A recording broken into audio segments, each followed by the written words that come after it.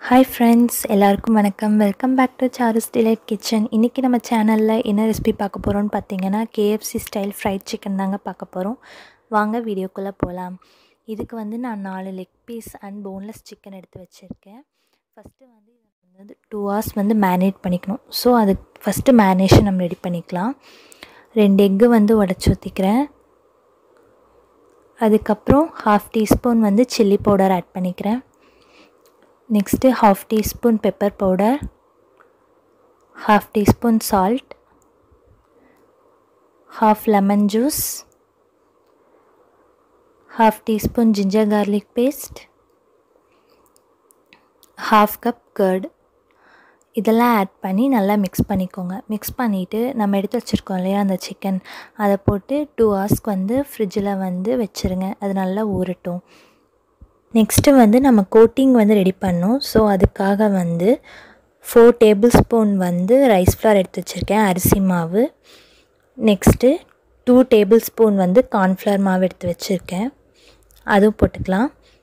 Next 1/2 spoon வந்து baking powder add பண்ணிக்கோங்க.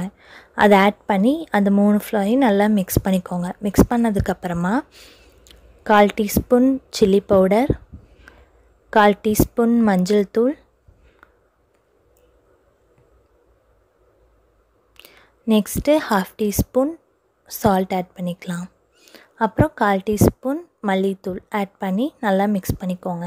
Marinate ஆன சிக்கனை எடுத்து இந்த ஃப்ளாரில் நல்லா டிப் பண்ணி எடுத்து வச்சுக்கோங்க. இந்த மாதிரி வந்து நம்ம 2 times பண்ணோம். ஃபஸ்ட்டு சிக்கன் எடுத்து ஃப்ளாரில் போடணும், மறுபடியும் அந்த மேரினேட் பண்ணி வச்சுருக்க ஜூஸில் மறுபடியும் ஆட் பண்ணி மறுபடியும் இந்த ஃப்ளாரில் ஆட் பண்ணி வச்சுக்கணும். எல்லா சிக்கனையும் நான் இப்போ எடுத்து வச்சுக்கிட்டேன்.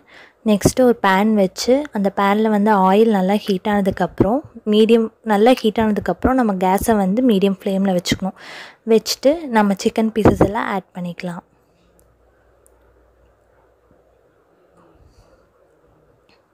இந்த சிக்கன் பீசஸ்லாம் மீடியம் ஃப்ளேமில் வச்சு ஃப்ரை பண்ணுங்கள். ஏன்னா அப்போ தான் வந்து உள்ளெல்லாம் வந்து நல்லா வேகும்.